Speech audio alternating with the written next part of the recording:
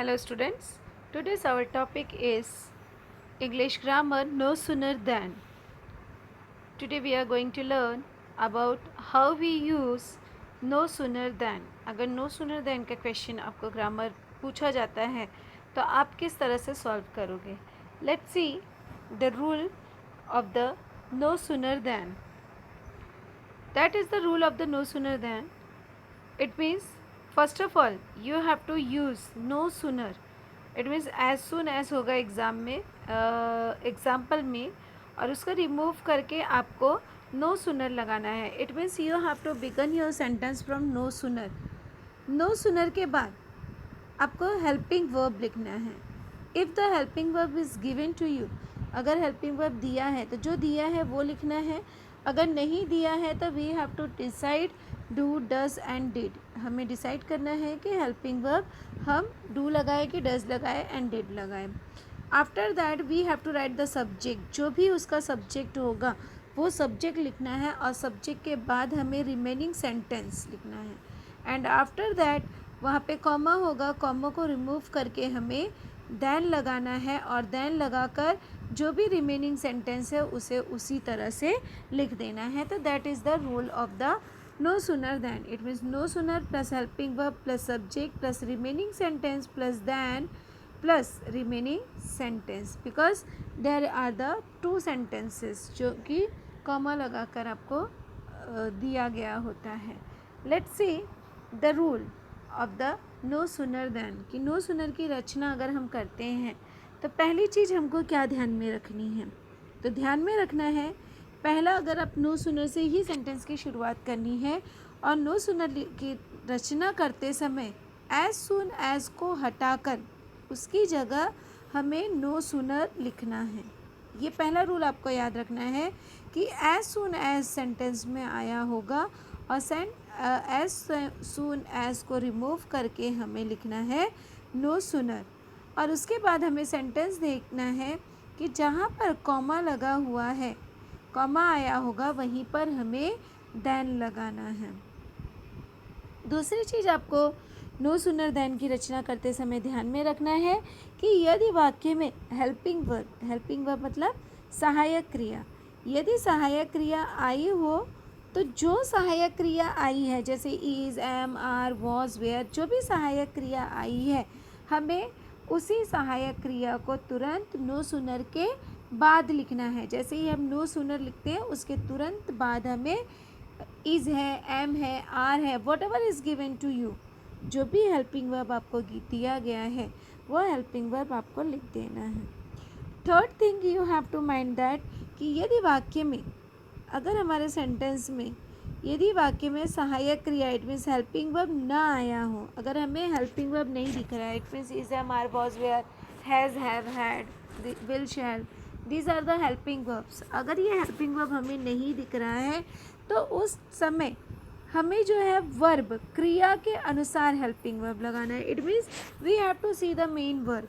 अब main verb क्या है उसके अकॉर्डिंग हम डिसाइड करेंगे कि which helping verb we will use in the no sooner than. हम नो सुनर में देन में कौन सा हेल्पिंग वर्ब यूज़ करेंगे. लेट्स सी कि हेल्पिंग वर्ब के according these are the important points to remember कि हेल्पिंग पॉइंट्स के अकॉर्डिंग हम कैसे जो है डू डज डिड लगाएंगे. फर्स्ट ऑफ ऑल अगर वर्ब का फर्स्ट फॉर्म है, माइंड में रखना है आपको, अगर हमारे वर्ब का फर्स्ट फॉर्म है इट मीन्स जैसे कम है, गो है, सी है, स्लिप है, वॉच है, तो इस तरह से ये वर्ब के फर्स्ट फॉर्म है. तो वर्ब का फर्स्ट फॉर्म होगा तो हम हेल्पिंग वर्ब डू लगाएंगे और वहाँ पे जो वर्ब का फॉर्म हो जाएगा वो फर्स्ट फॉर्म हो जाएगा. दूसरी बात हमें यहाँ ध्यान में रखनी है कि यदि वाक्य में यस और यस लगा हो, इट मीन्स वर्ब के फर्स्ट फॉर्म में यस और यस लगा हो, तो ध्यान में रखना जैसे कम्स, गोज, सीज, अगर इस तरह से है तो हम डज लगाएंगे. हेल्पिंग वर्ब क्या लगाएंगे, डज लगाएंगे प्लस वर्ब का फर्स्ट फॉर्म लिखेंगे. जैसे इसका हो जाएगा does come, does go, does see, right. तो इस तरह से हम लिखेंगे. Third thing you have to mind that कि यदि वर्ब का सेकेंड फॉर्म है, if our verb second form, अगर हमारा वर्ब का सेकेंड फॉर्म हो तो कैसे क्या लगाएंगे, जैसे for example came, went, saw, इस तरह से अगर है तो क्या लिखेंगे, तो हम डिड लगाएंगे। और जब डिड लगाते हैं ऑलवेज माइंड दैट कि जब डिड लगता है तो डिड के साथ में हमेशा वर्ब का फर्स्ट फॉर्म यूज़ होता है। जैसे अगर केम लिखा है तो हम लिखेंगे डिड कम, वेंट लिखा है तो लिखेंगे did go, because go, went, gone, इस तरह से होता है। सॉ, सॉ का फर्स्ट फॉर्म होता है सी, तो यहाँ पे लिखेंगे डिड सी, राइट। तो इस तरह से हम डिड लगाएंगे, उसके बाद वर्ब लिखेंगे। तो ये चीज़ हमें ध्यान में रखना है। अगर हमारे सेंटेंस में हेल्पिंग वर्ब हमें नहीं दिखाई देता है तो हमें मेन वर्ब देखना है, और मेन वर्ब देखते समय उसके फॉर्म देखने हैं कि अगर वर्ब का फर्स्ट फॉर्म है तो डू प्लस वर्ब का फर्स्ट फॉर्म रहेगा। अगर वर्ब के फर्स्ट फॉर्म में यस और ईएस लगा है तो डज प्लस वर्ब का फर्स्ट फॉर्म होगा, और अगर वर्ब का सेकेंड फॉर्म होगा तो डिड प्लस वर्ब का फर्स्ट फॉर्म हम लिखेंगे। Now see ahead example, some examples how you solve the question. See, as soon as I finish my homework I help my mother. अब यहाँ पे हम क्या करेंगे, सबसे पहले एज सुन एज को रिमूव करके हम लिख देंगे नो सुनर। उसके बाद में फिनिश है, finish it means it's your verb का फर्स्ट फॉर्म। अब वर्ब का फर्स्ट फॉर्म है तो हम डू लगा देंगे क्योंकि यहाँ पे फिनिश है। अगर फिनिश्ड होता तो डिड लगा देते। तो ध्यान में रखना है, नो सुनर के बाद तुरंत हेल्पिंग वर्ब आना चाहिए। अब यहाँ पे कोई भी हेल्पिंग वर्ब हमको नहीं दिख रहा था, ओनली तो हम वर्ब के फॉर्म के अकॉर्डिंग डिसाइड करेंगे। तो यहाँ पे हमने डू लगा दिया। उसके बाद हमें सब्जेक्ट लिख देना है आई, उसके बाद वर्ब लिखना है फिनिश माई होमवर्क, फिर यहाँ पे कॉमा, कॉमा को रिमूव करके हम यहाँ पे लिख देंगे देन। तो यहाँ पे लिख देंगे देन, उसके बाद पूरा सेंटेंस उसी तरह से कॉपी कर देंगे, then I help my mother. तो इस तरह से हमें सॉल्व करना है। Let's see the second, as soon as he saw the tiger he cried out. See, अब यहाँ पे क्या आया, एज सुन एज, तो एज सुन एज को रिमूव करके हमें क्या लिखना है, नो सुनर। उसके बाद तुरंत हमें नो सुनर के बाद हेल्पिंग वर्ब की ज़रूरत होती है। अब यहाँ पे कोई भी हेल्पिंग वर्ब हमको नहीं दिख रहा है, तो हम देखेंगे कि वर्ब का फॉर्म क्या है। तो यहाँ पे वर्ब का फॉर्म क्या है, सॉ, राइट। यहाँ पे वर्ब का फॉर्म है saw, it means second form है।